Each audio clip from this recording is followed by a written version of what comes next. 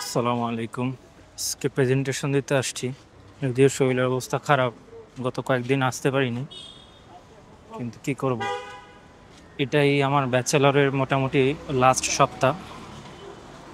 So ব্যাচেলরের last সপ্তাহ যেহেতু, so presentation দিতে আসতে হয়েছে। হ্যাঁ, এরকম করেই প্রেজেন্টেশন দেই।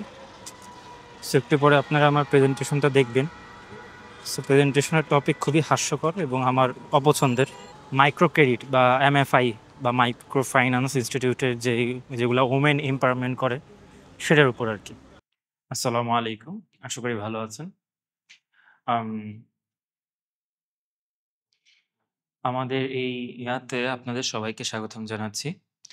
আম, আমাদের micro credit as a catalyst for women's empowerment বা দারিদ্র্য বিমোচনের জন্য। আসসালামু আলাইকুম স্যার। আমাদের এই আজকের প্রেজেন্টেশনে আপনাকে স্বাগত। আহ, আমাদের আজকের টপিকটা হচ্ছে beyond women's empowerment, exploring the multifaceted impact of micro credit on women's life. So আমরা প্রথমে একটু কোরিলেট করার চেষ্টা করি যে আপনার মাইক্রো ক্রেডিটের সাথে কেন ওমেন এম্পাওয়ারমেন্টটা কানেক্টেড বা এটা কেন একটা ক্যাটালিস্ট হিসেবে কাজ করে। তো সারা বিশ্বে আপনার যত মাইক্রো ক্রেডিট ক্লায়েন্টস আছে তাদের মধ্যে মোটামুটি 60% হলো ওমেন এবং অধিকাংশ হলো আমাদের আন্ডার ডেভেলপমেন্ট বা ডেভেলপিং কান্ট্রি, তাদের সেই সব দেশেরই মহিলারাই হলো এই 60%-এর মধ্যে বেশি অংশ বিশেষ। তো বর্তমানে মাইক্রো ক্রেডিটটা টার্মটাই হয়ে গিয়েছে ওমেনদের এম্পাওয়ারমেন্টের একটা মানে সমার্থক শব্দ।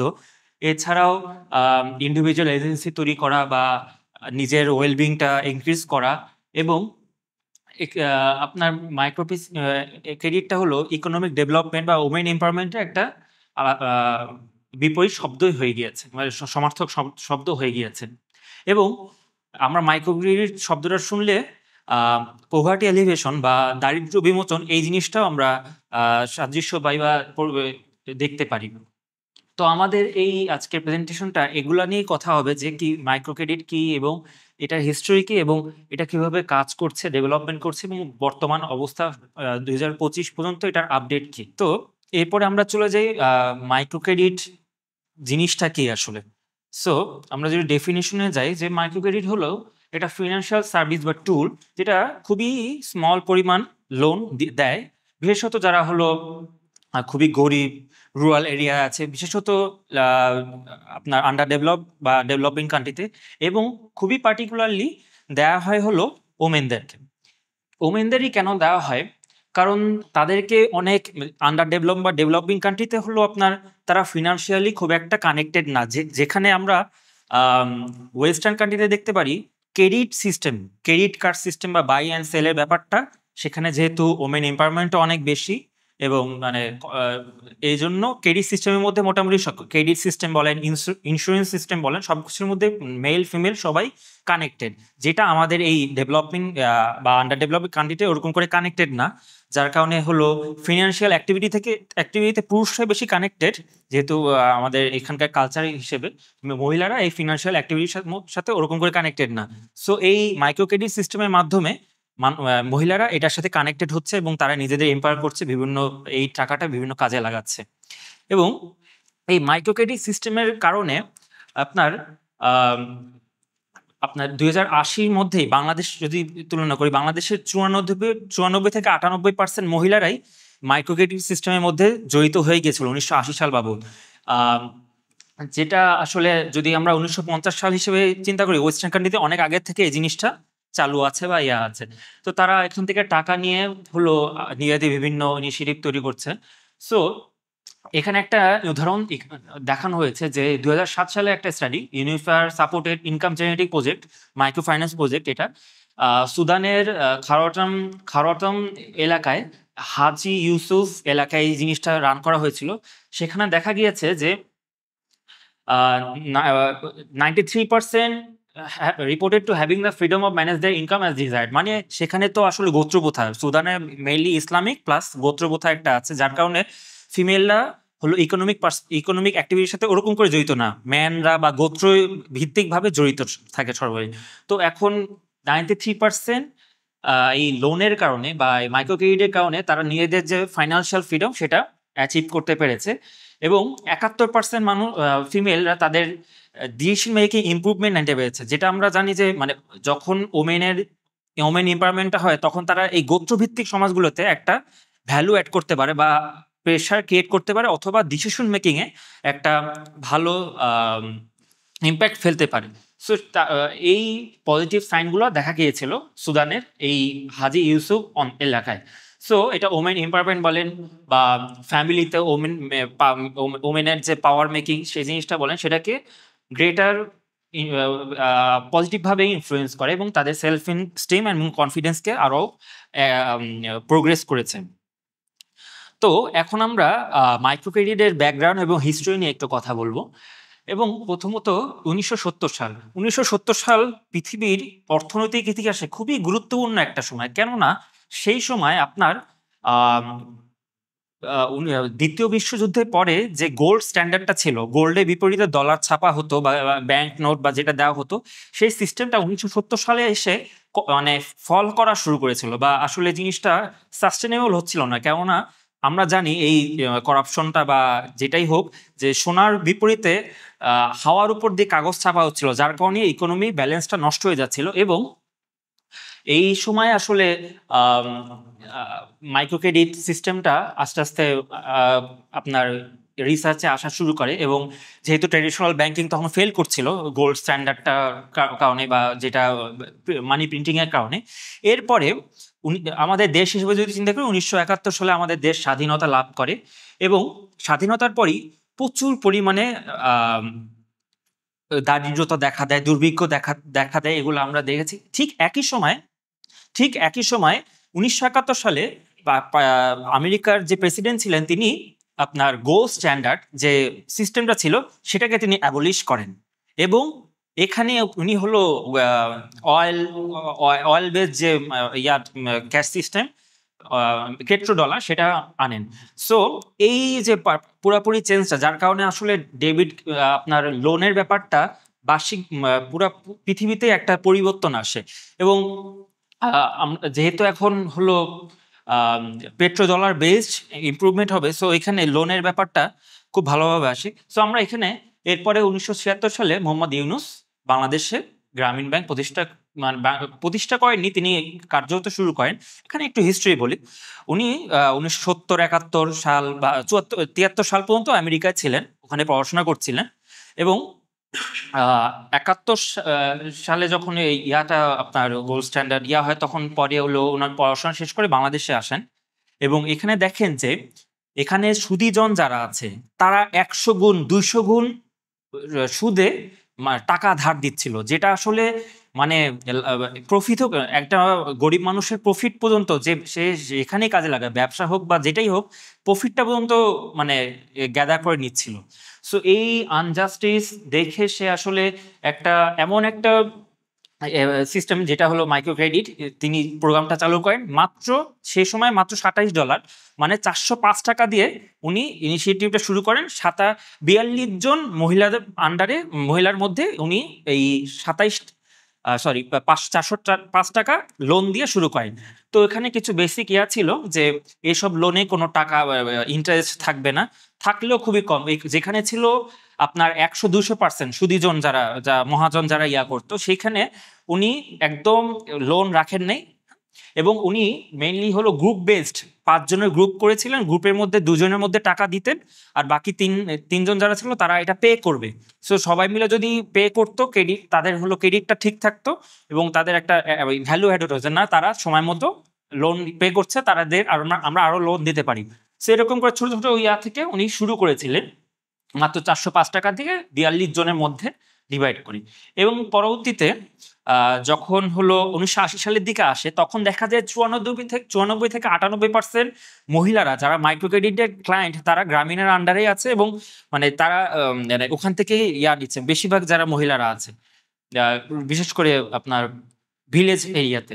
এবং পরবর্তীতে 1990 সালের দিকে গ্রামীণ ব্যাংক অফিসিয়ালি হলো ব্যাংক হিসেবে, তার আগে কিন্তু সে আসলে একটা মানে এমন একটা ব্যাংকিং সিস্টেম ছিল যারা ঘরে গিয়ে, মানে আগে তো মানুষ ব্যাংকে গিয়ে কাজ করতো, গ্রামীণ ব্যাংক তখন ঘরে ডোর স্টেপে গিয়ে গিয়ে হলো লোনগুলো দিতে, এবং ডাক্তার ইউনূস নিজেই এটা করতেন মেইনলি। তো পরে 1990 সালের দিকে অফিসিয়ালি রেকগনিশন পায়। তখন তারা যখন শুরু করেছিল মাত্র 10% ফ্ল্যাট ইয়া ইন্টারেস্ট দিয়ে তারা শুরু করেছিল আর কি অফিসিয়ালি। তো 80 সালে যেটা বললাম যে আপনার তখন 94 থেকে 98% ইয়া ছিল। এই তার আগে ব্র্যাক নিয়ে একটু কথা বলি। ব্র্যাকের সূচনা 1974 সালে হয়েছিল, কিন্তু তখনও কিন্তু তারা এমএফআই এই সিস্টেমে যায় নাই। তারা 1980 সালের দিকেই মাইক্রো ফাইন্যান্স বা মাইক্রো ক্রেডিট সিস্টেমটা তারা চালু করে ব্র্যাক। সেই ক্ষেত্রে গ্রামীণ ব্যাংক সারা বিশ্বে বলেন, বাংলাদেশে বলেন, পায়োনিয়ার হিসেবেই কাজ করেছে। এরপরে হলো বর্তমানে আপডেট পর্যন্ত 2023 সাল। পোভার্টি বাংলাদেশের পার্সপেক্টিভ, বাংলাদেশের পোভার্টি এলিভেশনের জন্য ব্যাপকভাবে মাইক্রো ফাইন্যান্স কাজ করেছে, ওমেন এম্পাওয়ারমেন্টের জন্য বলেন। এবং খালি বাংলাদেশে না, ব্র্যাক বিশেষত আফ্রিকা মহাদেশ অনেক আন্ডার ডেভেলপমেন্ট কান্ট্রিতে ব্র্যাক ছড়িয়ে গিয়েছে, এবং তারা অনেক ভালো ভালো করছে এক্ষেত্রে। যারা যেসব মহিলারা এক সময় টাকা অভাবে কিছু করতে পারতো না, তারা ক্ষেত খামারি করছে, পোলট্রি ফার্ম করছে, তাঁতি শিল্প আছে, তারপর এসএমই তৈরি করছে, তারা ওমেন এম্পাওয়ারমেন্ট হচ্ছে। এবং সোজা কথায় আমাদের এইচডিজির যে একটা পয়েন্ট পোভার্টি এলিভেশন বা পোভার্টি দারিদ্র বিমোচন, সেটাতে ব্যাপক পজিটিভ ইম্প্যাক্ট ফেলছে এই মাইক্রো ক্রেডিট সিস্টেমটা। এবং এই মাইক্রো ক্রেডিট সিস্টেম খালি গ্রামীণ বা ব্র্যাকের মধ্যেই সীমাবদ্ধ নয়, এখন অনেক এমএফআই অর্গানাইজেশন তৈরি হচ্ছে। প্রেজেন্টেশন আমার বন্ধু তানভীরকে পাস করছে। ধন্যবাদ আমার টিমমেট ইসমাম নাওয়ারকে। প্রথমে হচ্ছে আমার বন্ধু ইসমাম নাওয়ার বলে দিয়ে গিয়েছে বিভিন্ন সময় সূচক এবং যে বিভিন্ন যে সময়কাল ব্যাপী যে মাইক্রো ক্রেডিট যে ইনস্টিটিউশনসগুলোর তাদের ব্যাপ্তি এবং তাদের কাজের যে একটা সিস্টেমস ছিল বাংলাদেশ এবং গ্লোবালি বিভিন্নভাবে তারা যে সিস্টেমগুলো করে দিয়ে গেছে।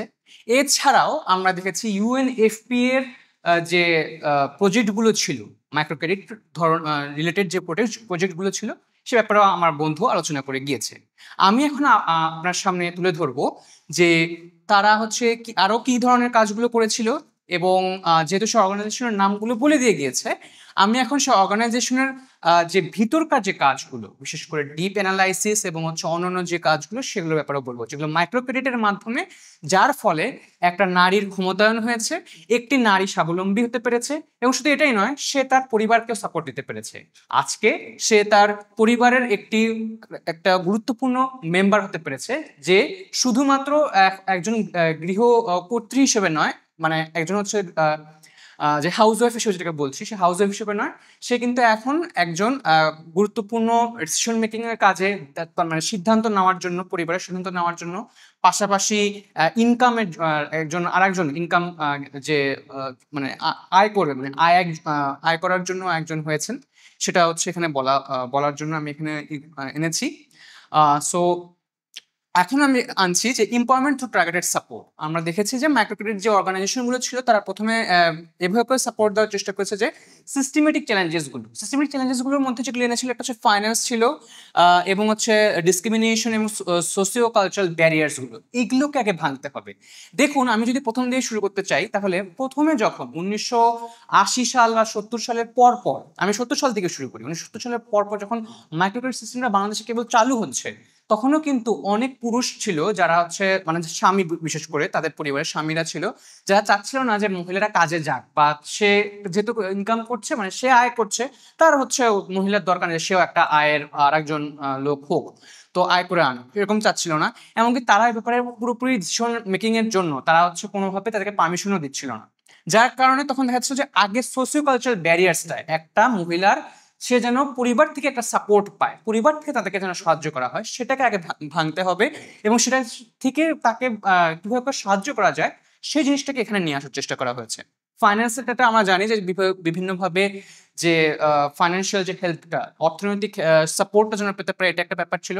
ডিসক্রিমিনেশন, আমরা এটা লক্ষ্য করেছি যে বিভিন্ন এলাকায় ডিসক্রিমিনেশনটা হয়ে থেকেছিল, যে হয়তোবা সে অনেক কি বলবো, অনেক নিম্নগোত্রীয় কেউ, সেই ক্ষেত্রে নিম্নগোত্রীয় যখন হয় তখন যে সমস্যাটা হয়, হয়তো তাকে সেভাবে করে কোনো কাজে নেওয়ার চেষ্টা করা হচ্ছে না। যেরকম আমরা দেখেছি যে একটা প্রচলিতই আছে যে আমরা সাঁওতাল বা অন্যান্য যেসব গভীরকার যেসবই, এটা আমাদেরকে একবার লক্ষ্য করা হয়েছিল যে আমরা যখন সোশিও ইকোনমিক্স পড়ছিলাম, তো সাঁওতাল বা বিভিন্ন যে গোত্র তাদেরকে অনেক ক্ষেত্রে কাজে নেওয়ার সময় তাদেরকে হচ্ছে ঘৃণার চোখে দেখতো, যে এই যে ঘৃণ্য যে ব্যাপারটা, যেটা কেন ডিসক্রিমিনেশন দেখা হবে, এই জিনিসটাকে ভাঙার একটা ব্যবস্থা নেওয়া হয়েছিল যে এটা আমাদেরকে যেভাবে বন্ধ করতে হবে। কারণ সে নিম্নগোত্রী হতেই পারে, বাট তারাও তো একটা অধিকার আছে ভালো করার।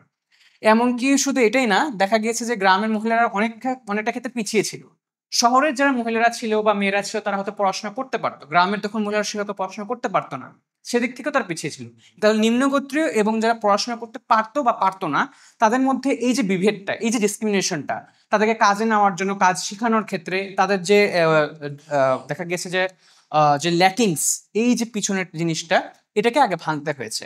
তারপর এসেছে যে সেই ভেঙে ভেঙে সে এই সমস্যাগুলোকে, ফাইন্যান্সিয়াল ডিসক্রিমিনেশন এবং সোশিও ইকোনমিক সমস্যা করার পর আসছে শুধু লোন না, এটা যে শুধু লোন দিবে তা না, এর পাশাপাশি হবে যে সাপোর্ট দিবে, যে একটা মহিলা যেন সে পার্টিসিপেট করতে পারে, এখন তো অংশগ্রহণ করতে হবে। এতক্ষণ আমরা যেটা জেনেছি সেটা হচ্ছে পারিবারিক যে সাপোর্টটা, সবকিছু যখন ঠিক হবে, পারিবারিক থেকে পরিবারের যে সাপোর্ট থাকবে, সাহায্য করবে সবাই, নিম্নগোত্রীয় ব্যাপারটা এবং যে পড়ালেখা জানে বা জানে না, এই জিনিসটা যখন থাকবে না, বিভেদটা থাকবে না, ফাইন্যান্সিয়াল সাপোর্ট যখন হবে, এরপর আসবে তার পার্টিসিপেশন নিশ্চিত করা। এটাই করেছিল হচ্ছে এই মাইক্রোক্রেডিট সিস্টেম। মাইক্রোক্রেডিট সিস্টেমের মাধ্যমে মহিলারা তখন পার্টিসিপেট করতে পেরেছে, অংশগ্রহণ করতে পেরেছে বিভিন্ন কাজে। এরপর আমাদের আসছে যে বিভিন্ন সময় যে গ্রামীণ bank empowering women through group lending. আমাদের যে জিনিসটা সেটা হচ্ছে আমাদের অলরেডি আমরা জেনেছি 1976 সালের যে ডক্টর মোহাম্মদ ইউনূসের সবচেয়ে পায়োনিয়ারিং একটা ইনস্টিটিউশন মাইক্রোক্রেডিটের জন্য, যেটা মানে সারা বিশ্বে এখন পরিচিত। এবং আমাদের একটা সবচেয়ে মানে সৌভাগ্যের বিষয় হচ্ছে যে আজকে আমরা তাকে প্রধানমন্ত্রী হিসেবেও তাকে পেয়েছি। বর্তমানে আমাদের যে সরকারের হিসেবে তিনি প্রধানমন্ত্রী হিসেবেও প্রধান উপদেষ্টা হিসেবেও তাকে পেয়েছি। প্রধান উপদেষ্টা হচ্ছে ডক্টর মোহাম্মদ ইউনূস। সো সেই প্রধান উপদেষ্টার যে কাজটা সেটা 1976 সাল থেকেই ছিল।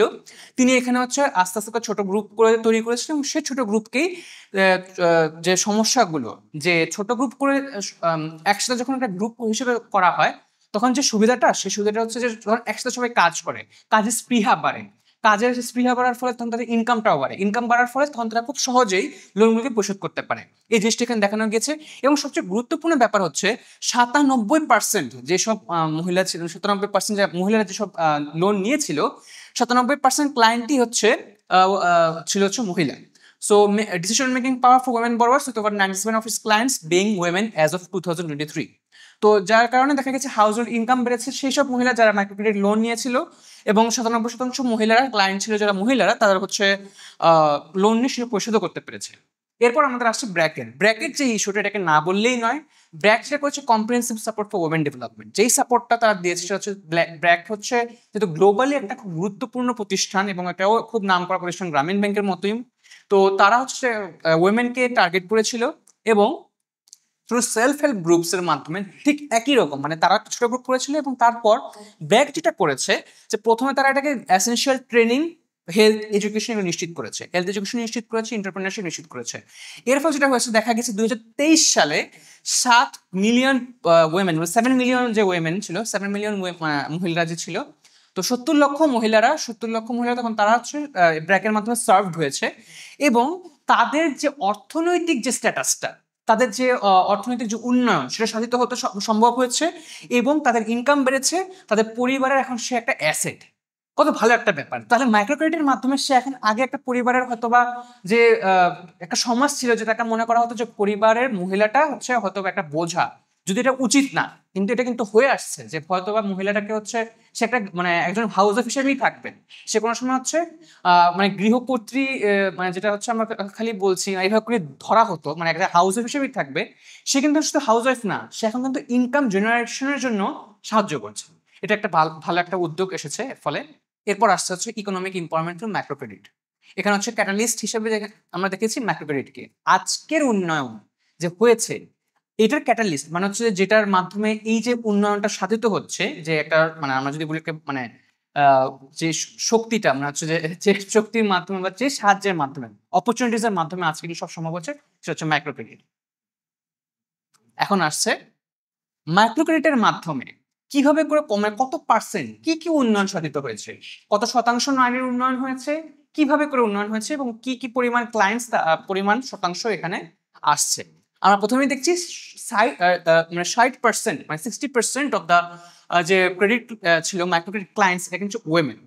মানে দেখা গেছে যে পুরো বিশ্বেই আমাদের রিসার্চ পেপারে স্যার আপনি দেখবেন যে আমাদের যে আমরা যে অ্যাসাইনমেন্ট করেছিলাম সেখানে দেখা গেছে পুরো বিশ্বে মানে 55 থেকে 60% যে ক্লায়েন্ট মাইক্রো ক্রেডিট, এটা হচ্ছে বেশিরভাগই ওয়েমেন। এবং সবচেয়ে মজার বিষয় হচ্ছে যখন একটা মানে একটা পরিবারে পুরুষ যদি ইনকাম করে, একটা অর্থনৈতিক যে উন্নয়ন ওটা খুব একটা ডিফারেন্স তৈরি করে না। যখন নারীও কোনো ইনকাম বেসড কোনো জব করে বা সে কোনো ইনকাম আর্নিং কোনো একটা কাজে যখন জড়িত থাকে, তখন কিন্তু তার অর্থনৈতিক সে পরিবারের অর্থনৈতিক কিন্তু উন্নয়ন হয়। এই জন্যই আমরা দেখেছি 60% যখন মহিলারা যখন মানে যখন মহিলারা বুঝতে পেরেছে যে আমরা যখন যদি ইনকাম যদি জেনারেশন কোনো কাজ করি পরিবারের যে উন্নয়ন হবে, তখন কিন্তু ওই আস্তে আস্তে করে শতাংশটা বেড়েছে। যেটা আগে আমরা লক্ষ্য করছি হয়তো 30%, 40% এরকম বেড়েছিল, এখন সেটা 60%। 20 থেকে 30% এখানে দেখা গেছে যে increase in house hold income. আমি আগেই বলেছি যে ইনকাম বেড়েছে, কত পার্সেন্ট ইনকাম বেড়েছে? দেখা গেছে যে 20 থেকে 30% ইনকাম বেড়েছে যেসব নারীরা মাইক্রো ক্রেডিট লোন নিয়েছিল। এরপর আসছে 93%। খুবই মানে সারপ্রাইজিং একটা বিষয় ছিল যে 93% অফ ওয়েমেন যারা হচ্ছে beneficiaries reported having the freedom to manage their income as they wish. ব্যাপারটা হচ্ছে যে তারা যেরকম চেয়েছিল তাদের হচ্ছে সেভাবে করে তারা যে ফাইন্যান্সিয়াল যে অটোনমি, তার একটা মানে অর্থনৈতিক যে ইন্ডিপেন্ডেন্স, মানে স্বাধীনতা, অর্থনৈতিক স্বাধীনতা সে এখন পেয়েছে। 93% ওয়েমেন কিভাবে করে পেয়েছে? যেমন আগে হয়তো বা সে যখন ইনকাম জেনারেশন করতো না, তখন তাকে ডিপেন্ড করতে হতো তার হাজবেন্ডের উপরে। হাজবেন্ড যদি ঈদের সময় কোনো এক্সট্রা তাকে কোনো টাকা না দিত, তাহলে সে হয়তো বা তার শখ আহ্লাদ পূরণ করার জন্য সে ওই হাজবেন্ডের ইনকামের উপরেই নির্ভর করে থাকতো এবং সেটার উপরে সে কনস্ট্রেন্ট ছিল, সে তার উপর মানে কোনোভাবে এর বাইরে যেতে পারতো না। মানে তাকে যদি 6,000 টাকা 10,000 টাকা দেওয়া, 10,000 টাকার মধ্যেই থাকতে হবে। কিন্তু দেখা গেল যে যখন এই মহিলাগুলো তারা যখন 93% যে এখন যে দেখা গিয়েছে, তারা যখন এই ফাইন্যান্সিয়াল যখন সাপোর্টটা পেলে মাইক্রো ক্রেডিটের মাধ্যমে তারা কাজ করছে, তারা উন্নয়ন সাধনের জন্য কাজ করছে, তখন কিন্তু তাদের হচ্ছে এখন সে তার শখ আহ্লাদ পূরণ করার জন্য বা ঈদে হোক, যে কোনো ফেস্টিভ্যালে হোক, শুধু ঈদ নয়, যে কোনো ফেস্টিভ্যালে তারা তাদের শখ আহ্লাদ পূরণ করার জন্য এখন সেভাবে করে ফাইন্যান্সিয়াল হেল্পটা পাচ্ছে এই মাইক্রো ক্রেডিটের মাধ্যমে। 71% of women express improve decision making power within there families after receiving micro credit. ব্যাপারটা হচ্ছে যে 71% যে উইমেনরা তারা হচ্ছে তাদের ইমপ্রুভ ডিসিশন মেকিং, মানে হচ্ছে আগে পরিবারের ডিসিশন মেকিং নিতে পারতো না খুব একটা, কিন্তু মাইক্রো ক্রেডিট আসার পর সে এখন নিজেও কাজ করছে, সে নিজে কোনো ব্যবসা করছে, সে হয়তো কোনো এন্টারপ্রেনিয়র কোনো একটা ছোট একটা কোনো ব্যবসা করছে, বা সে হচ্ছে নিজের পায়ে এখন দাঁড়িয়েছে, তখন কিন্তু দেখা গেছে যে প্রত্যেক পরিবারে 71% হচ্ছে সিদ্ধান্ত নেওয়ার জন্য, একটা পারিবারিক সিদ্ধান্ত নেওয়ার জন্য এখন সেটা পরিমাণ বাড়ছে 71%। মহিলারা এখন সিদ্ধান্ত নিতে পারে। 15% হচ্ছে দেখা গেছে যে যে আমাদের যে বাচ্চাদের যে স্কুলে এনরোলমেন্ট, যখন দেখা যাচ্ছে আগে হাজব্যান্ডের উপর যেহেতু নির্ভর ছিল তার ইনকামটা, হয়তো বা হাজব্যান্ড খুব ভাবে সেভাবে ইনকাম করতে পারছে না, খুব বেশি দেখা যাচ্ছে যেগুলো গরিব অথবা খুব নিম্ন শ্রেণীর যে পরিবারগুলো, গরিব বা নিম্ন শ্রেণীর পরিবারগুলো হয়তো বা সন্তানকে স্কুলে পাঠাতে পারছে না। যখন নারীও যখন তার ইনকাম করছে, তখন কিন্তু সে কি করছে, সন্তানকে স্কুল পাঠানোর জন্য, এনরোলমেন্টের জন্য তখন সে সাহায্য করতে পারছে। সেটা বেড়ে গিয়ে দাঁড়াচ্ছে 15%-এ দাঁড়িয়েছে। এরপর আসছে 40% ফিমেল হেডেড হাউস হোল্ড, যেটা সেটা দেখা গেছে যে রিপোর্টের যে ফুল কন্ট্রোল পেয়েছে। কিরকম ফুল কন্ট্রোল? যে বাজেটিং এ এখন সে ফুল কন্ট্রোল পাচ্ছে। যে আগে যেমন সে বাজেট ডিসিশন কে নিত, পুরুষটাই নিত, পরিবারের পুরুষটাই এটা দেখা যেত যে ডিসিশন নিচ্ছে। এখন দেখা গেছে যে বাজেটের কতটুকু সে সিদ্ধান্ত, কতটুকু সে খরচ করবে না করবে, আরো বাড়াবে নাকি কমাবে, এই ডিসিশনটাও যে এখন মহিলারা নিতে পারে, সেটার পার্সেন্টেজ দাঁড়িয়েছে 40%। আমরা এখন হচ্ছে একটা গুরুত্বপূর্ণ বিষয় যেটা এসেছে, সেটা হচ্ছে যে এতক্ষণ আমরা দেখলাম যে মাইক্রো ক্রেডিটের কি অ্যাডভান্টেজ গুলো, মাইক্রো ক্রেডিট গুলো কি কি মানে সুবিধা গ্রহণ করতে পেরেছে মহিলারা, মাইক্রো ক্রেডিট গুলো কি সুবিধা দিয়েছে মহিলাদেরকে তাদের অর্থনৈতিক উন্নয়ন সাধনের জন্য, তাদের পরিবারে তাদেরকে একটা সিদ্ধান্ত গ্রহণ করার জন্য, শক্তিশালী একটা অ্যাসেট তৈরি করার জন্য আমরা লক্ষ্য করেছি একটু আগে। কিন্তু এখন আমরা দেখছি যে এগুলোর কিন্তু কিছু চ্যালেঞ্জেসও আছে, মাইক্রো ক্রেডিটের কিছু চ্যালেঞ্জেস গুলো আছে। প্রথম যে চ্যালেঞ্জটা, প্রথম যে সমস্যাটা গুলো দেখা যায় সেটা হচ্ছে যে মাইক্রো ক্রেডিটের হাই ইন্টারেস্ট রেটস। আমরা হয়তো ধরে নিচ্ছি যে মাইক্রো ক্রেডিটের যে হাই ইন্টারেস্ট রেট, মানে আগে যে দাদন ব্যবসাগুলো ছিল বা যে আগে পঞ্চায়েত থেকে হয়তোবা যাদের কাছ থেকে 100% 200% লোন ছিল, হয়তোবা তার থেকে মাইক্রো ক্রেডিটের লোনটা অনেক কম, 30% 60%। কিন্তু তাও কিন্তু হচ্ছে 30% 60% এটা তো দিতে হবে, তাই না? এটা যদি না দিতে পারে কোনো কারণে, তখন কিন্তু হচ্ছে দেখা যায় যে সে লোন ডিসবার্সমেন্টের উপর পড়ে গেল, বা সে যদি 30 থেকে 60% যদি সে বছর না দিতে পারে ট্রেডিশনাল যে লোন থেকে, তখন দেখা যাচ্ছে তার আহ, আহ, যে লোন ডিফল্টার হয়ে গেল। এটাও কিন্তু একটা রিস্ক থেকে যায়। শুধু এটাই না, দেখা যাচ্ছে যে cost associated serving small loans, এবং হচ্ছে এই যে লোনটা যে তার 30 থেকে 60%, এটার কারণটা কি? এটাকে তো আর একটু কমানো যেত। এটা কারণটা হচ্ছে যে এগুলো যে মানে রান করার জন্য, প্রত্যেকটা যে অর্গানাইজেশন যে রান করে তাদের তো একটা কস্ট আছে। গ্রামীণ ব্যাংক হোক, ব্র্যাক হোক, তাদের কর্মী পাঠানো, তাদের হচ্ছে একটা যে অপারেশনাল যে কস্টটা, এগুলোর একটা কস্ট আছে। তো যার কারণে এই কস্টটাকে রাখতে হয়, বেয়ার করতে হয়। এই কস্টটা বেয়ার করার ফলে তখন দেখা যাচ্ছে 30 থেকে 60% হয়ে যায়, এবং ওই কস্টটা যে গিয়ে পড়া হচ্ছে বড়োয়ার্সের উপরে, যারা হচ্ছে লোন গ্রহণ করেছে, নারী হোক বা পুরুষ হোক। তখন হচ্ছে নারীর উপর পড়লে দেখা যাচ্ছে যে নারী যদি টাইমলি না দিতে পারে, তখন হচ্ছে সে লোন ডিফল্টার হয়ে যায়। Debt traps from multiple loans, দেখা যাচ্ছে যে এরকমও কিন্তু আমরা লক্ষ্য করেছি, আমাদের বিভিন্ন রিসার্চ পেপারে আমরা লক্ষ্য করেছিলাম। আমাদের অলরেডি স্যার আপনি অ্যাসাইনমেন্ট এবং আমাদের যে রিসার্চ পেপারটা সেরকম লক্ষ্য করবেন যে আমরা রেফারেন্স দিয়ে দিয়েছি। বিভিন্ন রিসার্চ পেপার বলেছে যে যখন দেখা যায় যে সে লোন ডিফল্টার হতে পারে বা সে হচ্ছে লোন দিতে পারবে না এমন হচ্ছে, তখন কি করে সে আরেকটা জায়গা থেকে লোন নিচ্ছে। মানে হয়তো সে গ্রামীণ ব্যাংকের লোন নিয়েছিল, সে আবার ব্র্যাক থেকে লোন নিচ্ছে। ব্র্যাক থেকে লোন নিয়ে তখন সে গ্রামীণ ব্যাংকের লোন পরিশোধ করছে, এরকমও হয়। কারণ তাকে হচ্ছে মানে কোনোভাবে হচ্ছে এই মানে ট্র্যাপে পড়তে চান না। কিন্তু আসলে সে যে ভয়টা পাচ্ছিল, সে ওই ভয়টার মধ্যেই পড়ে যায়। সে হচ্ছে লোন ডেট ট্র্যাপস, যে সে এখন লোন নিচ্ছে আরেকটা লোন পরিশোধ করার জন্য, আর সে লোনের মধ্যেই ডুবে থাকছে, সে কোনো লোন থেকে বেরোতে পারছে না। আরেকটা ব্যাপার হচ্ছে যে weakening group lending mechanisms, weakening group lending যে মেকানিজমগুলো, গ্রুপ লেন্ডিং মেকানিজমস দেখা যাচ্ছে যে আমাদের যে এফেক্টিভনেস অফ গ্রুপ, এই গ্রুপ লেন্ডিং মেকানিজমসে যে একটা ছোট গ্রুপ করে দেওয়া হলো, সেই গ্রুপে যদি আমাদের অ্যাকাউন্টেবিলিটি না থাকে যে আসলে সে ঠিক মতো কাজ করছে কিনা, তখন একটা সমস্যা দেখা যায়। দেখা যাচ্ছে যে পিয়ার সাপোর্ট এবং অ্যাকাউন্টেবিলিটি, একটা পিয়ার সাপোর্টের উপর থাকে যে আপনি কোনো সমস্যা ফেস করছেন, আপনার গ্রুপ মেম্বারের অন্যজনও আপনাকে সাহায্য করছে, আপনাকে সেভাবে করে হচ্ছে হয়তো হেল্প করছে বা তদারকি কাজে হেল্প করছে। আবার অর্গানাইজেশন থেকে কিছু থাকে, অর্গানাইজেশন থেকেও তাদের একটা নিয়োগকৃত একটা ব্যক্তি থাকে যে সে আপনাদেরকে তদারকি করে। প্রবলেমটা হচ্ছে কোনো কারণে যদি গ্রুপে তদারকি না থাকে, আপনাকে লোন দিচ্ছে কিন্তু এখন আপনি ঠিকমতো কাজ করছেন কিনা বা কাজে কোনো সমস্যা হচ্ছে কিনা সেটা দেখলো না, তাহলে কিন্তু আপনাকে হচ্ছে কি গাছে তুলে মই কেড়ে নেওয়া। গাছে তুলে দিলে কিন্তু মই কেড়ে নিতে, আপনাকে সেভাবে সাহায্য করছে না, তাহলে কিন্তু হবে না। এটা কিন্তু কিছু কিছু যারা এরপর ব্যাঙের ছাতার মতো কিছু লাস্টে যারা তৈরি হয়েছিল, যে অর্গানাইজেশন গুলো তৈরি হয়েছিল যে তারা হচ্ছে মাইক্রো ক্রেডিট লোন দিবে। আমি মানে গ্রামীণ ব্যাংক, ব্র্যাক দিয়েও অন্য বিভিন্ন অর্গানাইজেশনের কথা বলছি, এনজিওস এর কথাগুলো বলছি, যে তারা হয়তো ঠিক মতো তদারকি করছে না, তখন কিন্তু এই সমস্যাটা ওই বড়োয়ার্সেই পড়ে যায়, যে তখন সাহায্য না পেয়ে তখন আবার লোন ডিফল্টার হয়ে যায়। এইখানে হাই ইন্টারেস্ট রেটের একটা উদাহরণ আমি জানি, যেরকম গ্রামীণ ব্যাংকের একটা প্ল্যান ছিল যে তারা স্টেশনারি দোকান, যে খুচরা মুদির দোকানগুলো যেগুলো আছে সেখানে লোন মানে তারা বললো আমরা ফাইন্যান্স করতেছি, হ্যাঁ আপনারা দোকানটা চালাবেন, একটা পার্সেন্টেজ আমাদের দিতে হবে। তার মানে এই জিনিসটা কিন্তু শেষ হবে না। তাদের প্ল্যান হলো আজীবন এই স্টেশনারি থেকে একটা কন্টিনিউয়াস টাকা আসতে থাকবে। এটা কিন্তু একটা লং টার্ম একটা এটা চ্যালেঞ্জেস যদিও, কিন্তু এটা আসলে আমি পার্সোনালি ব্যাড হিসেবে দেখি। আবার ধরেন বিভিন্ন জায়গা যখন লোন ডিফল্টার হচ্ছে, তখন হলো বন্ধক দিতে হচ্ছে, হয় জমি বা সামথিং। তো যখন কেউ প্রিপে করতে পারতেছে না, তখন কিন্তু ওই জমিটা এই এমএফআই এর আন্ডারে চলে যাচ্ছে। সে তখন হলো মানে ওই ক্যাপিটাল অ্যাকুমুলেশনের যে এভিল সাইডটা, সেটা কিন্তু গ্রামে গঞ্জে জিনিসটা ব্যাপকভাবে দেখা যাচ্ছে আসলে। এটা একটু অ্যাড করলাম। এবং এই যে debt trapped from multiple loans, এখানে ঘটনাটা বাংলাদেশের ক্ষেত্রে কি হয়, বাংলাদেশের মানুষ তো একটু কুটিল বুদ্ধির আর কি। তো জিনিসটা হয় কি, তারা নেম ফেক করে বা কোনোভাবে ছলচাতুরি করে বিভিন্ন এমএফআই থেকে লোন নেয়। হয়তো এটারটা পূরণ করার জন্য কোনোটা ধরেন গ্রামীণ আয় পূরণ করার জন্য ব্র্যাক, বা ব্র্যাক থেকে এরকম। সো এরকম করে অনেকগুলা লোন নেওয়ার পরে তারা ওই এলাকা ছেড়ে নিরুদ্দেশ্যে চলে যায়।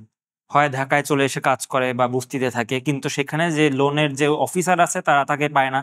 এখান থেকে যে এমএফআই দিচ্ছে বা এমএফআই ইনস্টিটিউশন গুলা, সেগুলো কিন্তু আপনার লোকসান পাচ্ছে আর কি। এবং এখানে যে গ্রুপ লেন্ডিং এর ব্যাপারটা, ধরেন এই যে মানে নর্মালি সিস্টেমটা এরকম, গ্রামীণ গ্রামীণ ব্যাংক যেটা করে, 5 জনের একটা গ্রুপে দুজনের কাছে টাকাটা লিখে দিবে, আর 3 জন হলো সেই গ্রুপের আন্ডারে কাজ করবে, সবাই মিলে ওই টাকাটা ইউজ করে প্রফিট জেনারেট করে ওই অংশটা দিয়ে দিবে বা ইন্টারেস্ট সহ দিয়ে দিবে। তো এখন যদি যে 2জনকে দেওয়া হলো তাদের একজন যদি পালায় যায় বা 2জনই টাকা নিয়ে শেষ পালায় গেল, তখন তো তাদের নামটা এন্ট্রি হয়ে গেছে, তো তারা কিভাবে মানে পুরা বার্ডেনটা বাকি 3জনের উপর পড়তেছে। তার মানে এটা একটা সমস্যা তৈরি হয়, এবং এই কারণে ওই যে এই ওয়ার্কিং উইকেনিং গ্রুপ, মানে গ্রুপ লেন্ডিং এর মেকানিজমটা আসলে লাস্টলি ডিফল্ট করে। এরপর আসলে ল্যাক অফ ফাইন্যান্সিয়াল নলেজ। আমার বন্ধু একটু আগে বলে দিয়ে গেল যে দেখা গেল যে অনেকে মানে যে গ্রুপের মধ্যে 2জন বা 3জন লোনে পালিয়ে গেল, এটা তো আছেই। এর পাশাপাশি একটা হচ্ছে যে যারা কাজ করছে কেউ পালালো না, এরকমও তো আছে যে তারা ঠিক মতোই চাচ্ছে যে আমরা লোনটা নিয়ে পেয়েছি, আমরা কাজ করব, এই ছোট গ্রুপটা কাজ করবে, কিন্তু তারা জানে না এটাকে কিভাবে করে মানে ম্যানেজ করবে। তাদের ল্যাক অফ ফাইন্যান্সিয়াল নলেজ, তারা জানে না কিভাবে করে এই লোনটা নিয়ে কাজটাকে প্রসারণ করবে, তাদের ছোট ব্যবসাটাকে আর একটু বড় আস্তে আস্তে করে একটা মিডিয়াম ব্যবসায় নিয়ে যাবে, বড় একটা ব্যবসা রূপান্তর করবে। সো মিডিয়াম ব্যবসা থেকে বড় ব্যবসায় রূপান্তর করার জন্য তাদের যদি এই নলেজটা না থাকে, তখনও কিন্তু দেখা যাচ্ছে যে মাইক্রো ক্রেডিট তার কোনো সাহায্যে আসছে না।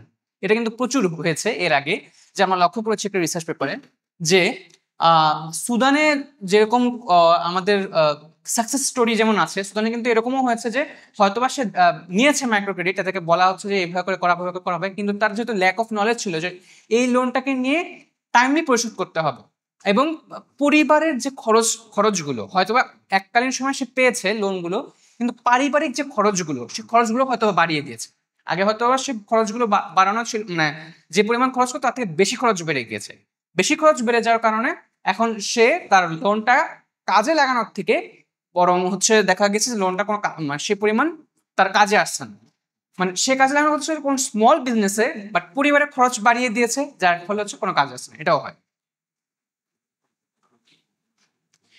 এরপর আমরা আসছি চ্যালেঞ্জেস ফর সাস্টেনেবল ইম্প্যাক্ট, যেটা হচ্ছে মাইক্রো ক্রেডিটের যে চ্যালেঞ্জেস গুলো সাস্টেনেবল ইম্প্যাক্টে যে সেটা পড়ে, সেটা হচ্ছে যে এফেক্টিভনেস অফ মাইক্রো ক্রেডিট গুলো, যেগুলো যে প্রোগ্রামস এবং যে প্রোটেক্ট যে বরোয়ার্স এবং সেভারাল স্ট্র্যাটেজিক সলিউশনস, যেগুলো খুবই গুরুত্বপূর্ণ। তো দেখা যাচ্ছে যে মাইক্রো ক্রেডিটের যে প্রোগ্রামসটা করাই হচ্ছে যে আমরা যারা মানে যারা বড় করবে, যে লোনটা যারা নিবে, তাদেরকে যেন প্রোটেকশন দিতে পারে, তারা যেন লোনটা নিয়ে স্বাবলম্বী হতে পারে। কিন্তু সমস্যা পড়ে যাচ্ছে যে দেখা যাচ্ছে যে ইন্টারেস্টটা যদি কোনো কারণে সমস্যায় পড়ে যায়, তখন তো সে বের করতে পারলো না, তখন সে ওই ট্র্যাপের মধ্যে পড়েছে, এটা কিন্তু হয়। সো এটা থেকে বাঁচার জন্য যে জিনিসটা হচ্ছে যে তারা তখন কিছু আর গুরুত্বপূর্ণ ভূমিকা পালন করে, যে তারা হচ্ছে হয়তো ফস্টার ট্রাস্ট এবং এস্টাবলিশিং সেন্ট্রালাইজ যে ক্রেডিট গুলো, সেটা একটা চেষ্টা করে। এবং হচ্ছে সিস্টেমেটিক যে একটা যে জিনিসগুলো সিস্টেমেটিক ভাবে তাদের যে চলে আসা, সেটা চেষ্টা করে যে কিভাবে লোনগুলো তারা যেন পরিশোধ করতে পারে, এই জিনিসগুলো আসে। আচ্ছা, তো এখন আমাদের যে জিনিসটা আছে, এই যে সাস্টেনেবল যে ইম্প্যাক্ট মাইক্রো ক্রেডিট, এটার কি ভূমিকা, এটাই আমরা এখন লক্ষ্য করব। তো সাস্টেনেবল ইম্প্যাক্টের মধ্যে সেটা হচ্ছে 3.82 করোড় ক্লায়েন্টস হচ্ছে এরা মাইক্রো ক্রেডিটের মাধ্যমে তারা সুবিধা ভোগ করতে পেরেছে। 90% অফ দ্য ক্লায়েন্টস লাইসেন্সড আর এমএফআইস, লাইসেন্সড এমএফআইস যেগুলো, যে মিউচুয়াল যে ফাইন্যান্সিয়াল যে ইনস্টিটিউশনস গুলো, সেগুলো হচ্ছে যে তারা হচ্ছে বেশিরভাগই উইমেন। আর একটা হচ্ছে যে 23% অফ টোটাল পপুলেশন, দেখা গিয়েছে যে একটা পপুলেশন, একটা দেশের পপুলেশন 23%ই এরা হচ্ছে মাইক্রো ফাইন্যান্স বা মাইক্রো ফাইন্যান্সিয়াল ইনস্টিটিউশনসে, ফাইন্যান্সিয়াল ইনস্টিটিউশনসে লোন নিয়ে থাকে। ম্যাক্সিমাম লেন্ডিং রেট হচ্ছে 24%, এবং ব্যাংক লেন্ডিং রেট হচ্ছে 9% এখানে গিয়েছে। এবং শুধু এটাই না, দেখা গেছে যে 222 নতুন যে আরো, মানে শুধু ব্র্যাক বিভিন্ন রেপুটেড এনজিওস এর মধ্যে সীমাবদ্ধ নয়, গ্রামীণ ব্যাংকের মধ্যে সীমাবদ্ধ নয়, সেটা আরো নতুন অনেক এমএফআইস তৈরি হয়েছে, মাইক্রো ফাইন্যান্সিয়াল ইনস্টিটিউশনস, যেগুলো হচ্ছে যে 2021 থেকে ডিসেম্বর 2021 থেকে আমরা লাস্ট যে 25 জানুয়ারি 2023 সাল পর্যন্ত আরো নতুন 222টা এমএফআইস বাংলাদেশে এসেছে, বাংলাদেশ ছাড়াও বিভিন্ন কর্পোরেশনসে এসেছে। এছাড়াও দেখা গেছে বিগ কর্পোরেটস সাচ এস প্রাণ, আরএফএল, সোনিয়া, বশির, কবির ফাউন্ডেশন টুক মাইক্রো ক্রেডিট লাইসেন্সেস। এই যে মাইক্রো ক্রেডিটটা, এটা কি শুধুমাত্র এই গরিব বা হচ্ছে যারা অর্থনৈতিকভাবে পিছিয়ে আছে তাদের জন্যই না, দেখা গেছে যে প্রাণ আরএফএল মতো বড় বড় কোম্পানিরাও মাইক্রো ক্রেডিট নিয়েছে। এখন আমরা আসবো যে কনক্লুশনস এবং ফিউচার ডাইরেকশনস। আমাদের কনক্লুশনসে আমরা আসতে পারি, এখন বলতে পারি যে আমরা দুজনের যে একটা যে গ্লিমস, সেটা হচ্ছে যে মাইক্রো ফাইন্যান্স আসলে এমনিতে গ্রেটার গুডটাই বেশি করে, যে একটা পরিবারকে শুধু উন্নয়ন নয়, শুধু একটা নারীকে উন্নয়ন নয়, একটা পুরো দেশকে উন্নয়নের দিকে নিয়ে যেতে পারে আস্তে আস্তে করে অর্থনৈতিক উন্নয়নে।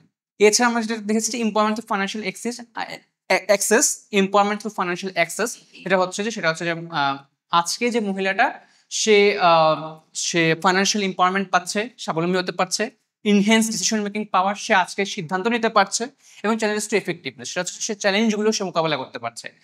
একটা জিনিস লক্ষণীয়, যেটা হচ্ছে যে আগে হয়তোবা যে গরিব যে পরিবারগুলো ছিল, কোনো কারণে অসুস্থ হয়ে গেল, তার বাচ্চা অসুস্থ হয়ে গেল বা সে অসুস্থ হয়ে গেল, সে কিন্তু এখন হেলথের খেয়ালটাও নিতে পারছে, কারণ তার এখন ইনকাম বেড়েছে। সে এখন তার বাচ্চা অসুস্থ হয়ে গেলেও সে কিন্তু আগে টাকার অভাবে মানে চিকিৎসা করতে পারছে না, এরকম কিন্তু আর নেই। বরং মাইক্রো ক্রেডিট যখন পাচ্ছে, সেটা কিন্তু টাকা দিয়ে চিকিৎসা করতে পারছে নিজেরও, সন্তানেরও। এটা সম্ভব হয়েছে। যে কোনো মানুষের তো দুর্যোগ বলে কয়ে আসে না, যেরকম আমরা হচ্ছে অবশ্যই লক্ষ্য করলাম যে কয়েকদিন আগে যে প্লেন দুর্ঘটনা হলো, যে মাইলস্টোনে যে এতগুলো বাচ্চা মারা গেল, তো আমরা কেউ জানতাম না যে এরকম হঠাৎ করে একটা আনএক্সপেক্টেড ঘটনা হবে, অ্যাক্সিডেন্ট, এটাও কিন্তু হতে পারে। তো মাইক্রো ক্রেডিট কি করে, এটার কিন্তু একটা প্রোটেকশন দেয়, যে তখন তারা এফেক্টিভনেস যে কোনো চ্যালেঞ্জেস মোকাবেলা করতে সক্ষম হয়। ম্যাক্সিমাইজিং ইম্প্যাক্ট থ্রু সাপোর্ট, তারা হচ্ছে এখন যে ভূমিকাটা, সেই ভূমিকাটা হচ্ছে তাদের ম্যাক্সিমাইজ করতে পারে। ভূমিকাটার মাধ্যমে, মাইক্রো ক্রেডিট ভূমিকার মাধ্যমে তারা তাদের ফাইন্যান্সিয়াল সাপোর্টগুলো সহজে পেতে পারে। এই ছিল হচ্ছে স্যার আমাদের প্রেজেন্টেশন। আমরা যেটা সর্বশেষ হিসেবে বলে দিতে চাই যে আমরা মনে করি যে মাইক্রো ক্রেডিট হচ্ছে উন্নয়ন সাধনের জন্য শুধু নয়, আজকে নারীকেও তার সিদ্ধান্ত নেওয়ার জন্য সহযোগিতা করেছে, আজকে অর্থনৈতিক ভাবে তাকে স্বাবলম্বী করার জন্য সাহায্য করেছে। তো কিছু চ্যালেঞ্জেস গুলো আছে, যে চ্যালেঞ্জেস গুলোর সলিউশন হিসেবে হচ্ছে যদি এফেক্টিভ ভাবে অর্গানাইজেশন গুলো কাজ করে, এবং হচ্ছে যদি তাদেরকে বোঝানো যায়, প্রশিক্ষণ দেওয়া যায়, প্রশিক্ষণটা যদি চলমান থাকে, তাহলে আরো যে নারীগুলো আছে তারা হয়তো বা পিছিয়ে পড়া ছিল, তারাও হচ্ছে আরো স্বাবলম্বী হতে পারবে এবং উন্নয়ন সাধন করতে সম্ভব হবে। ধন্যবাদ। ক্লিনিক এগুলা তো মানে স্যার হাওয়া থেকে হয় না সম্ভব স্যার, এটা আসলে কন্ডিশন থাকবে। এখন ডকুমেন্টেড স্যার বলে কি পাওয়া না স্যার, ডকুমেন্ট থাকবেও না স্যার, এটা জি স্যার, কারণ স্যার তারা তো মাইক্রো ফাইন্যান্স গুলো স্যার প্রসারণ করতে পারবে না স্যার, মানে তাদেরকে তো বলতে হবে, অ্যাডভার্টাইজমেন্ট করতে হবে, যেটা আমাদের জন্য মানে অর্থনৈতিক উন্নয়ন করে, বাট তখন তো স্যার বন্ধ হয়ে যাবে। আর আমি এই জিনিসটা বলবো, এটা তো অন রেকর্ড, এটা তো যারা এনজিও করবো তারা অনেকটা সিস্টেম। জি স্যার, সিস্টেম। জামা হচ্ছে বিষয়টা এমন কোনো আমার সিস্টেম প্রতিষ্ঠান আছে যারা জামা দিয়ে তারপর এরকম ডকুমেন্ট দিয়ে দিতে তাহলে মেনশন করতে পারবো, আদারওয়াইজ এটা হচ্ছে জি স্যার, ঠিক হবে না। জি স্যার। এটা একটা বিষয়। আর একটা হচ্ছে ধরো যেটা তোমাদের ওই ডেফিসিট যে এক্সাম্পল চলে আসে, জি স্যার। এই ঘুরতে চলে যায় বা কিছু করতে যায়। জি স্যার। এইটা ধরো এটা তো সবাই করতে পারে। ফর এক্সাম্পল যে একটা ব্যাংক বা ব্যাংক এলাকায় ধরো একটা এলাকায় 100 জন মানুষ হচ্ছে, মোটামুটি গ্রামীণ ব্যাংকিং প্রায় ধরো 5 ধরো 10 লক্ষ টাকা হচ্ছে লোন দিয়েছে। এখন ওই এলাকায় সবাই ধরো চাচ্ছে চিন্তা করছে যে আমাদের দেবো না, পালিয়ে যাবো। কারণ মানুষ হচ্ছে ফ্রিডম মানে এটা টেন্ডেন্সি করতে ট্রান্সফার অথবা অনেকের এই টেন্ডেন্সিটা আছে যে না দেওয়ার টেন্ডেন্সি। হ্যাঁ স্যার। জি স্যার। ধরো যদি এমন হচ্ছে ওই মানে ব্রাঞ্চ বা ওই এলাকার সবাই হচ্ছে এই টেন্ডেন্সি ফলো করে, সবাই চলে গেল। একজন যদি ঢাকায় আসতে পারে, বাকিরা তো আসতে পারে, পাঁচজন যদি নিয়ে থাকে ওরা তো আসতে পারে। যদি এরকম চলে আসে তাহলে মাইক্রো ক্রেডিট সিস্টেমের যে প্রতিষ্ঠান তাদের কোনো পলিসি আছে কিনা, যে আসলে যদি এমন হয় যে অনেক এটা দিতে পারেন বা মানে পলিসি দিতে কি হবে, তখন কি তারা বসে থাকে নাকি না কিছু পলিসি মেনটেন করে, যে যদি কেউ পালিয়ে যায় তার জন্য কি করবে, অথবা তারা তো অবশ্যই চাইবে যে তাদের 10 লক্ষ টাকা দিয়ে ফিরে আসে। স্যার এটার ক্ষেত্রে আমার জানা আছে স্যার, আমাদের এরকম হয়েছিল যে আমাদের আমি তো ওখানে স্যার যেখানে থাকি আর কি, তো ওখানে এরকম ওখানে একটা ছোট একটাই আছে আশা, যে স্যার আশা যেহেতু ফাউন্ডেশন, ওরকম বিভিন্ন দোকানদার, ছোট যে ব্যবসা, যারা নারীরা যে ব্যবসাগুলো করছে, ছোট দোকানদার যারা, ওদেরকে লোন দিয়ে থাকে। তো দেখা যাচ্ছে যে এরাও কিন্তু পালিয়ে যায় অনেক সময়, যে এরা যে ঠিকানাটা দেয় ওটাও ভুল দেয়। তো এরকম আমাদের হচ্ছে ঠিকানাটা দিয়েছে ভুল, আমাদের পাশেরই যে একজন মানে যে প্রতিবেশী ছিল তাদেরকে ঠিকানা ভুলছে খুঁজছে। তো আমরা তো জানি যে এটা তো সে এখানে এরকম কেউ ছিলই না, তো মানে বাড়িওয়ালাও চিনে না তাকে, যেরকম ঠিকানা দিয়ে চলে গেছে। তো যখন দেখা যাচ্ছে ঠিকানা ভুল, যে জাতীয় পরিচয়পত্র দিয়ে অন্তত জাতীয় পরিচয়পত্র তো দিয়ে থাকে, তো ওই জাতীয় পরিচয়পত্রের মাধ্যমে হয়তো পুলিশের কাছে তখন শরণাপন্ন হয় এই ফাউন্ডেশন গুলো, তখন স্যার হচ্ছে হয়তো বা পুলিশ তখন লাস্টে আসতে বাধ্য হয়, এটা হয় আর কি স্যার। তো এখানে তখন মামলা কেস, মামলা কেস, যেহেতু হচ্ছে অ্যাকচুয়ালি জি স্যার। কিন্তু জামানত বা ওই যে ইয়াটা যদি এটা না হতো জি স্যার। আমাদের যদি এগুলো কোনো কিছু না থাকতো তাহলে কিন্তু মার্কেটের সিস্টেম টিকে থাকতো। জি স্যার আসলে সবাই জি স্যার। এখানে কিন্তু সম্বন্ধে আছে। জি স্যার। সবচেয়ে বড় লোকসানটা এই সব ছোট ছোট যে লোন দিয়ে চলে যায় তাদের তো আর ছোট ছোট লোন যেটা জি স্যার। এখন একটু বড় হয়ে গেলে তখন হলো ওই যে প্রসেসে গিয়ে জমি বা সামথিং বা একটা আর আরেকটা দিক স্যার যেটা আমি ইনপুট করতে চাই, জি স্যার। স্যার একটা জিনিস, ছোট নিয়ে তো এখন ধরেন 1,000 টাকা নিয়ে কেউ গেল তখন তো তাকে আর ধরা সম্ভব না, এবং এটা লোকসানের সবচেয়ে বড় খাত এখানে, জি স্যার। যে ছোটখাটো স্যার একটা জিনিস হচ্ছে কি স্যার, একটা সিস্টেম থাকে যে সাপোজ সে একটা লোন নিয়েছিল তারপর সে পালিয়ে গিয়েছে, তখন স্যার যেহেতু এনজিওর সাথে লিঙ্ক থাকে তখন কিন্তু স্যার এটাও একটা তার রেকর্ড থাকে যে এই লোকটা এর আগে পালিয়ে গেছে, তাহলে একে আর লোন দেওয়া যাবে না। সে যে কোনো অঞ্চলেই থাকুক না কেন একে লোন দেওয়া যাবে না, এটাও স্যার থাকে। আমার ওয়েস্টের মতো ক্রেডিট সিস্টেম আমি বললাম যে 5 জন গ্রুপে মানে ওনারা যদি সময় মতো জয়েন করতে পারে, যে সবাই 5 জনকে একটা যে ক্রেডিট স্কোর দেয় যে না যে টাকা যে ধার নিছে সেটা ফেরত দেওয়ার ভালো একটা রেকর্ড আছে, সো আরো দিতে পারবে। প্রথমেই তো কাউকে ইয়া যায় না, আস্তে আস্তে কারো ক্রেডিট ইয়ার বাড়তে থাকলে তখন তাকে আরো আরো প্রুফ দেখাতে হয় যে না আমার আপনার টাকা নিচ্ছি আমি এই যেখানে পোল্ট্রি ফার্ম করছি, পোল্ট্রি ফার্ম আবার লিখে রাখতে হবে এই পোল্ট্রি ফার্ম অর্থায়নে ব্যয়। জি স্যার। জি স্যার। লিখতে হবে স্যার। অন রেকর্ড থাকে সাজেশন দিয়ে আসলে বাইরে থেকে তারা ফান্ডিং পায় সো তাদের হলো মানে বড় ইয়া ছাড়া ছোটখাটো করতে তারা হলো ওই যে ওইটা দিয়ে ইয়া করে। আবার ব্যাপার হলো স্যার আমাদের যে রেজিস্ট্রার ব্যবসা যেগুলো আছে বলেন বা এই যে ফাউন্ডেশন গুলা বা অ্যাসোসিয়েশন গুলা, এগুলা কিন্তু কি কারণে আমরা খোলা হয় আমরা জানি, কারণ তারা হলো তাদের অন্য কোথাও টাকাটা থাকে সেটাতে কোথায় খরচ হচ্ছে অ্যাকাউন্টিং এ দেখানোর জন্য কিন্তু এখানে ইউজ হয়। সো মানে ব্যাক এন্ডে অনেক কাজ হচ্ছে, এমএফআই বলতেই যে জিনিসটা একদম পজিটিভ একদম একদম মানে ইয়া তা না, এই তা না। ব্যাক এন্ডে অ্যাকাউন্টিং ম্যানেজ করার জন্য এগুলো সিম্পল হচ্ছে যে মার্কেটিং সিস্টেমটা ওই গভর্নমেন্টের ক্ষেত্রে আসলে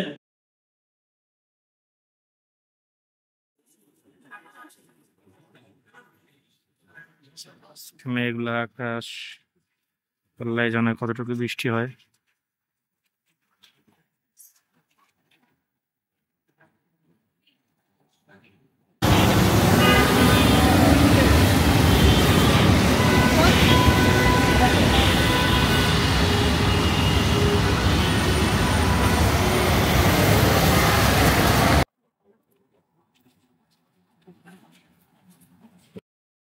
বাসায় ফিরতেছি।